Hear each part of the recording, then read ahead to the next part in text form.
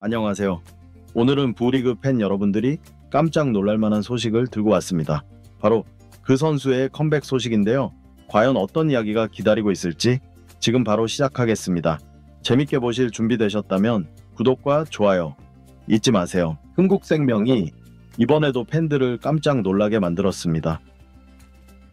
이번엔 실업리그에서 우승 트로피와 공격상을 동시에 거머쥔 박민지를 전격 영입한 사실이 전해지면서 배구계가 술렁이고 있는데요. 박민지가 누구냐는 반응부터 도대체 어떤 선수길래 흥국생명이 다시 품었냐는 이야기까지 팬들 사이에 궁금증이 폭발하고 있죠. 사실 박민지는 GS칼텍스에서 수련 선수로 시작해 기업은행을 거쳐 실업 무대로 내려갔다가 다시 공격력을 입증하며 돌아온 보기 드문 케이스인데요. 프로 무대에선 교체 원포인트 서버로 잠깐씩 얼굴을 비쳤지만 실업리그에선 코트의 주인으로 다시 성장했습니다. 특히 올해 홍천 연맹전 결승전에서는 혼자 20점이 넘는 득점을 쓸어 담으며 수원시청의 우승을 이끌었다는 소식이 알려지면서 프로 무대 복귀설에 불이 붙었죠. 그리고 그 주인공을 흥국생명이 잡아냈습니다. 김연경 은퇴 이후 레프트를 두텁게 보강해야 한다는 말이 나오는 상황에서 실업 MVP를 데려온 이 선택이 어떤 결과를 만들어낼지 팬들의 관심이 쏠리고 있는데요.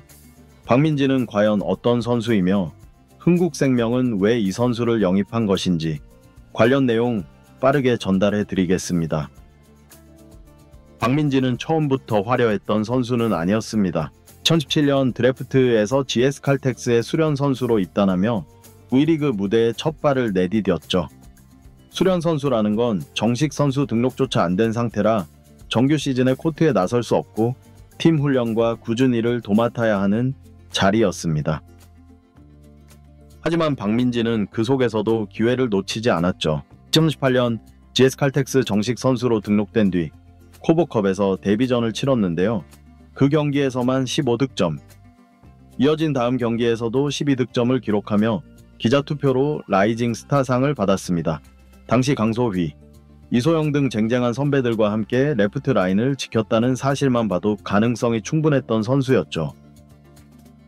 하지만 정규 시즌에서는 팀 사정과 리시브 약점으로 주로 원포인트 서버로 나서야 했고 교체로 들어가도 짧은 시간에 자신의 몫을 다 보여주기엔 기회가 많지 않았습니다. 당시 표승주가 IBK 기업은행으로 이적하면서 박민지는 더 많은 기회를 잡을 것으로 기대됐지만 리시브 불안이 발목을 잡았고 권민지, 한송이 등과 경쟁에서 밀리면서 출장 기회를 자주 잃었죠. 그러다 2020년 1월 트레이드를 통해 김현정과 함께 IBK 기업은행으로 자리를 옮기게 됩니다. 기업은행으로 옮긴 뒤에도 박민지의 상황은 크게 달라지지 않았는데요. 주로 원포인트 서버로 나서면서 존재감을 조금씩 드러냈지만 정작 가장 중요했던 리시브 약점은 완전히 극복되지 않았죠. 그래도 팀 내부에선 박민지가 가진 날카로운 서브와 간간히 터뜨리는 공격력이 필요했고 실제로 2021년 현대건설전에서는 서브 에이스와 공격 득점을 올리며 시즌 첫 득점을 기록하기도 했습니다. 하지만 이후에도 기회는 늘어날 듯 늘어나지 않았고 특히 육서영 등 새로운 신예 선수들이 등장하면서 다시 한번 코트 밖에서 대기하는 시간이 길어졌습니다. 코보컵 때는 주전 외국인 선수의 공백으로 모처럼 선발로 뛰었지만 3득점에 그치며 아쉬움을 남겼고 이후 6라운드 흥국생명전에서 선발로 나섰지만 범실이 많아 감독의 신뢰를 받지 못했죠. 결국 박민지는 시즌 종료 후 방출되었고 프로 무대를 떠나야 했습니다. 하지만 그녀의 배구 인생은 여기서 끝나지 않았는데요. 실업리그 무대로 내려간 박민지는 포항시 체육회 배구단에서 다시 배구를 시작했고 한국 실업 배구 단양 대회에서 우승과 공격상을 동시에 거머쥐며 부활의 신호탄을 쏘아 올렸습니다. 그리고 수원시청으로 옮긴 2025년에도 한국 실업 배구 연맹전 결승에서 무려 21득점을 기록하며 팀을 우승으로 이끌었죠. 결국 박민지의 이런 화려한 실업 무대 활약이 다시 흥국생명의 눈에 띄었는데요. 수원시청에서 팀을 우승으로 이끌고 실업리그 MVP급 활약을 펼친 박민지는 이미 프로에서 기회를 놓쳤던 선수였기에 더 이상 잃을 것도 숨길 것도 없었습니다. 오히려 간절함과 배구에 대한 애착이 남아있었다는 점이 흥국생명에게는 매력적인 카드가 되었죠. 김연경이 떠난 자리를 어떻게든 메워야 하는 흥국생명으로서는 검증된 베테랑보다는 다시 반짝일 가능성이 있는 조커 한 장이 필요했고, 박민지는 그 조건에 정확히 맞아떨어졌습니다. 실업에서 증명한 공격력, 여전히 살아있는 서브 감각, 그리고 수비 약점을 보완하기 위해 다시 훈련을 이어온 근성까지 흥국생명이 그동안 예상치 못했던 깜짝 카드로 박민지를 선택한 이유는 바로 여기에 있었죠. 팬들 사이에서도 실업 MVP가 드디어 돌아왔다. 리시브만 버텨주면 신데렐라가 될 수도 있다 라는 기대 섞인 반응이 쏟아지고 있습니다. 이제 관심은 하나로 모이고 있는데요. 과연 박민지가 이번에는 정말로 기회를 잡을 수 있을까 하는 점이죠. GS칼텍스와 IBK 기업은행 시절 원포인트 서버와 교체 카드로만 소모됐던 박민지가 이번 흥국생명에서는 과연 어떤 역할을 맡게 될지 벌써부터 팬들의 기대와 우려가 엇갈리고 있습니다. 흥국생명이 공식적으로 밝힌 박민지의 역할은 외곽 자원 보강이지만 내부적으로는 레프트 뎁스를 다층화해 내부 경쟁 구도가 만들어질 수 있다는 분석도 나오고 있죠.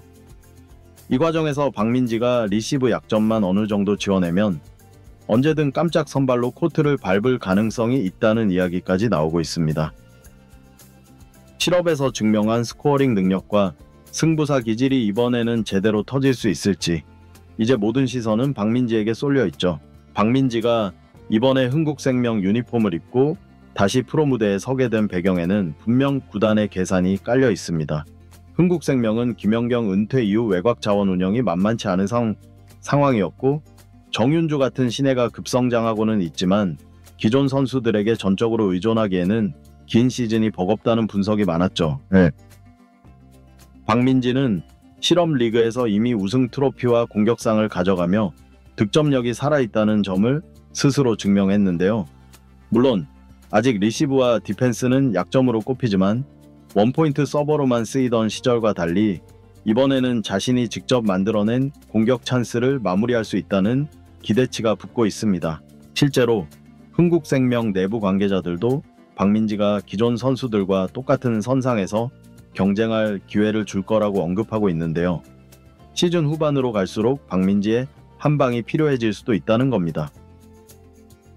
팬들도 마찬가지인데요. 프로 무대에서 잠시 사라졌다. 다시 돌아온 선수가 팀의 자극제가 될 수 있다는 점에서 박민지 영입을 깜짝 카드 이상의 의미로 해석하고 있죠. 물론 냉정하게 보면 넘어야 할 산은 여전히 많습니다. 박민지가 아직까지 V리그에서 증명한 풀타임 활약은 사실상 전무하다시피 하기 때문인데요. 몸 상태, 경기 감각, 긴장감 속 리시브, 결정적 순간의 범실 억제력까지 하나하나 다시 증명해야 하죠. 하지만 실업에서 스스로를 단련하고 돌아온 이번엔 다를 수도 있다는 부분이 흥국생명 팬들의 기대를 자극하는 대목입니다. 이제 박민지가 다시 코트 위에서 웃는 모습을 보여줄 수 있을지, 그리고 흥국생명의 빈틈을 채워주는 진짜 비밀 병기가 될 수 있을지, 이번 시즌 가장 뜨거운 깜짝 복귀 카드가 과연 어떤 반전을 쓸지 모든 팬들이 주목하고 있죠. 이번 영상은 여기서 마치겠습니다. 재밌게 보셨다면 구독과 좋아요, 알림 설정 부탁드려요. 그럼 오늘도 시청해주셔서 감사합니다.